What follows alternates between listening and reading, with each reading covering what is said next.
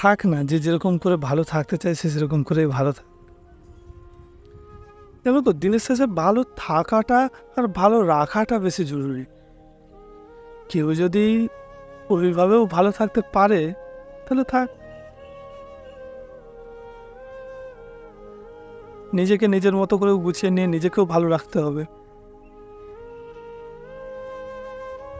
আসলে ব্যাপারটা হচ্ছে এই যে যখন আবেগটা বন্ধ হয়ে যায় না, যখন আবেগটা কাজ করা বন্ধ হয়ে যায়, তখন তুমি বুঝেও পারবে না তাদেরকে যে এটা ঠিক ওটা ভুল।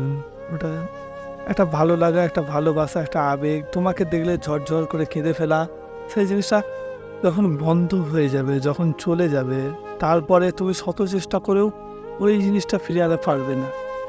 তুমি গিয়ে সামনে দাঁড়াও, হয়তো তোমার সাথে সে দুটো কথা বলেও নিবে, কিন্তু সেই অনুভূতি, সেই ফিলিংসটা কি আর আসবে? সেইভাবে কি আর বলবে? সেইভাবে দেখে কি ঝরঝর করে কেঁদে ফেলবে? দেখ, যা হচ্ছে বা যা হয়েছে সব ঠিক আছে, হতে দাও। দিনের শেষে শুধু নিজেকেও একটু ভালো রাখো। এই তো আর কি। নমস্কার বন্ধুরা, আমি সুখেন্দু। এটা আমার চ্যানেলের প্রথম ভিডিও।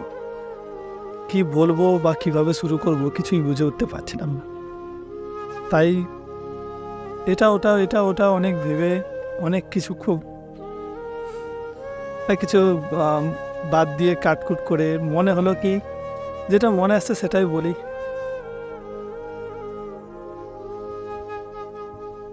এভাবেই বানালাম প্রথম ভিডিওটা। জানি না আগে গিয়ে কিভাবে বানাবো বা কি নিয়ে বানাবো।